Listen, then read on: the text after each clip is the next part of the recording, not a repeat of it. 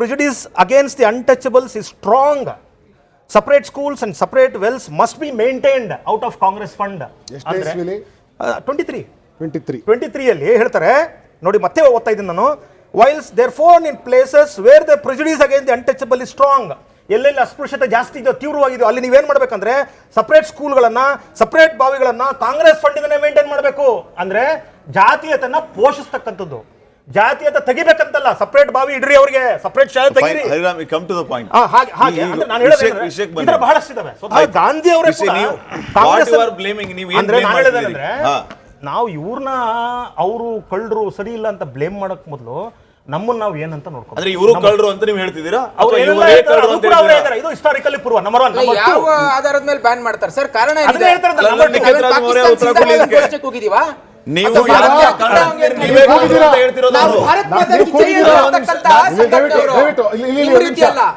BJP ವಕ್ತಾರರು ಹೇಳ್ತಾರೆ, ನಾವೇನ್ ಪಾಕಿಸ್ತಾನ ಜಿಂದಾಬಾದ್ ಕೂಗಿದ್ವಾ, ನಮ್ನ ಯಾಕೆ ಬ್ಯಾನ್ ಮಾಡ್ತೀರಿ ಅಂತ.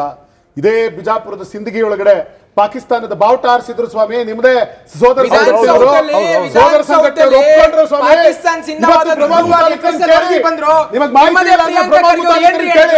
ಬಿಜೆಪಿ ಚುನಾವಣೆಯಲ್ಲಿ ಗೆಲ್ಸೋದಕ್ಕೋಸ್ಕರ ಪಾಕಿಸ್ತಾನದ ಬಾವುಟ ಕಾರ್ಯಕರ್ತರು ಆರಿಸಿದ್ರು. ಇತಿಹಾಸ ಯಾವ ಆಧಾರದ ಮೇಲೆ ಮಾತನಾಡ್ತೀರಾ? ಹೇಳ್ತಾ ಇದ್ದೀನಿ. ಇವತ್ತು ಮೊಹಮ್ಮದ್ ಅಲಿ ಜಿನ್ನಾ ಶುರು ಮಾಡಿದ ಕೇಳಿಸ್ಕೊಳ್ಳಿ. ಮುಸ್ಲಿಂ ಲೀಗ್ ಜೊತೆ ಕೈ ಜೋಡಿಸಿರ್ತಕ್ಕಂಥವ್ರು ನೀವೇ. ವಯನಾಡ್ನಲ್ಲಿ ಮೊಹಮ್ಮದ್ ಅಲಿ ಜಿನ್ನಾ ಒಬ್ಬ ಮತಾಂತರಿ ಶುರು ಮಾಡಿರ್ತಕ್ಕಂಥ ಮುಸ್ಲಿಂ ಲೀಗ್ ಜೊತೆ ಕೈ ಜೋಡಿಸಿರ್ತಕ್ಕಂಥದ್ದು ಯಾವ ಆಧಾರದ ಮೇಲೆ ಮಾತನಾಡ್ತೀರಾ? ಹೌದು, ಅವ್ರು ಶುರು ಮಾಡಿದಂತ ಮುಸ್ಲಿಂ ಲೀಗ್ ಸಂಘಟನೆ ಜೊತೆ ಇವತ್ತಿಗೂ ನೀವು ಕೈ ಜೋಡಿಸಿಲ್ವ ಹೇಳಿ? ಕೇರಳದಲ್ಲಿ ಯಾರು ಮಾಡ್ತೀರಾ? ಸರ್ಕಾರ ಮಾಡಿ ಮತಾಂತರಗಳ ಜೊತೆ ಕೈ ಜೋಡಿಸಿರ್ತಕ್ಕಂಥವ್ರು ನೀವು. ಯಾವ ಆಧಾರದ ಮೇಲೆ RSS ಬ್ಯಾನ್ ಮಾಡ್ತೀರಾ? ಯಾವ ಆಧಾರದ ಮೇಲೆ RSS ಬ್ಯಾನ್ ಮಾಡ್ತೀರಿ?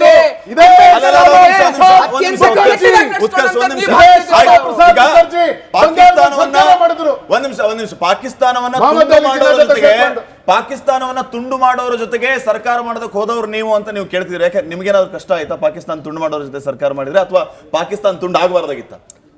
ಅಲ್ಲ ಸ್ವಾಮಿ, ಪಾಕಿಸ್ತಾನ ತುಂಡಾಗಬಾರ್ದಿತ್ತು. ಅಲ್ಲ, ಪಾಕಿಸ್ತಾನ ನಾವೇ ತುಂಡು ಮಾಡಿದೀವಿ.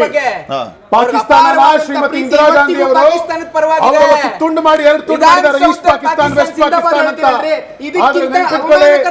ಇವತ್ತು ಪಾಕಿಸ್ತಾನವನ್ನ ಪ್ರತ್ಯೇಕ ದೇಶವನ್ನಾಗಿ ಮಾಡೋದಕ್ಕೆ ಮುಸಲ್ಮಾನರಿಗೆ ಪ್ರತ್ಯೇಕ ರಾಷ್ಟ್ರ ಮಾಡಿ, ಹಿಂದೂಗಳಿಗೆ ಪ್ರತ್ಯೇಕ ರಾಷ್ಟ್ರ ಮಾಡಿ ಅಂತ ಹೇಳಿ ಸೆಪರೇಟ್ ನೇಷನ್ ಫಾರ್ ರಿಲಿಜಿಯನ್ ಮೊದಲು ಎತ್ತಿದ್ದು ಇದೇ ಬಾಬಾ ಸಾಹೇಬ್ ಅಂಬೇಡ್ಕರ್ ಸಂಘದ ಶಾಖೆಗೆ ಬಂದಾಗ ಹೇಳ್ತಾರೆ, ಇಲ್ಲಿ ಜಾತೀಯತೆಯ ಪದ್ಧತಿ ಇಲ್ಲ ಅಂತ ಅಂಬೇಡ್ಕರ್ ಹೇಳಿದ್ದು ತಿಳ್ಕೋಬೇಕು ನೀವು ಇತಿಹಾಸವನ್ನ.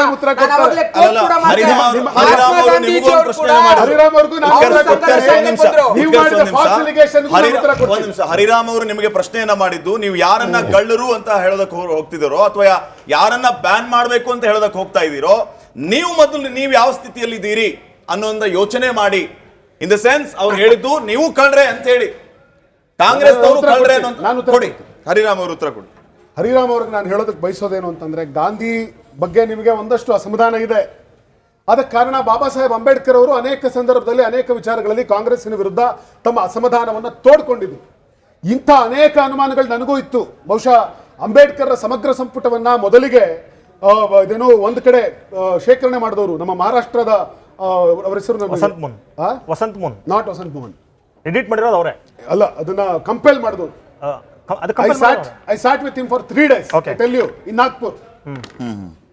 ಅವ್ರು ನನಗೆ ಡೀಟೇಲ್ ಆಗಿ ಎಕ್ಸ್ಪ್ಲೈನ್ ಮಾಡ್ತಾ ಹೇಳಿದ್ರೆ ಏನು ಅಂತಂದ್ರೆ, ಗಾಂಧೀಜಿ ಅವರಿಗೂ ಮತ್ತು ಅಂಬೇಡ್ಕರ್ ಅವ್ರಿಗೂ ಈ ದೇಶದಲ್ಲಿ ನಡೀತಿರುವಂತ ಚರ್ಚೆ ಏನಿದೆ, ಅದು ಇವತ್ತಿನ ರೀತಿಯಲ್ಲಿ ನಡೀತಾ ಇರುವಂತ ಚರ್ಚೆ ದುರಂತ.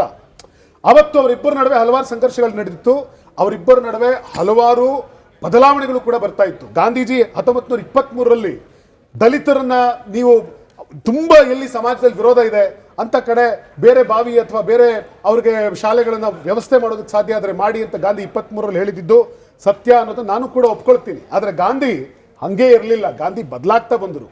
ಗಾಂಧೀಜಿ ಕಡೆಗೆ ಯಾವ ಹಂತಕ್ಕೆ ಬಂದರು ಅಂತಂದ್ರೆ, ಗಾಂಧೀಜಿ ತನ್ನ ಯಾವೇ ಹತ್ತಿರದವ್ರು ಬಂದ್ರೆ ಅವ್ರು ಹೇಳ್ತಾ ಇದ್ದಿದ್ದು, ನಿನ್ನ ಮಗನಿಗೆ ಮದುವೆಗೆ, ನನ್ನ ಮಗನ ಮದುವೆಗೆ ಬನ್ನಿ, ಮಗಳಿಗೆ ಮದುವೆ ಬನ್ನಿ ಅಂತಂದ್ರೆ, ಬಸವಣ್ಣನವರು ಹೇಳಿದಂತ ಅಂತರ್ಜಾತಿ ವಿವಾಹದ ಪದ್ಧತಿಯ ರೀತಿಯಲ್ಲಿ ದಲಿತರನ್ನ ನಿಮ್ಮ ಮನೆಗೆ ಸೊಸೆಯನ್ನ ಮಾಡ್ಕೊಳ್ಳೋದಾದ್ರೆ, ದಲಿತರ ಜೊತೆ ನೀವು ಸಂಬಂಧ ಬೆಳೆಸೋದಾದ್ರೆ ಮಾತ್ರ ನಾನ್ ನಿಮ್ ಮದ್ವೆಗೆ ಬರ್ತೀನಿ ಅಂತ ಗಾಂಧಿ ಪತ್ರ ಬರೀತಾ ಇದ್ರು. ಗಾಂಧಿ ಆ ಮಟ್ಟಕ್ಕೆ ಬದಲಾದ್ರು ಹರಿರಾಮ್ ಅವರೇ. ಫೈನ್.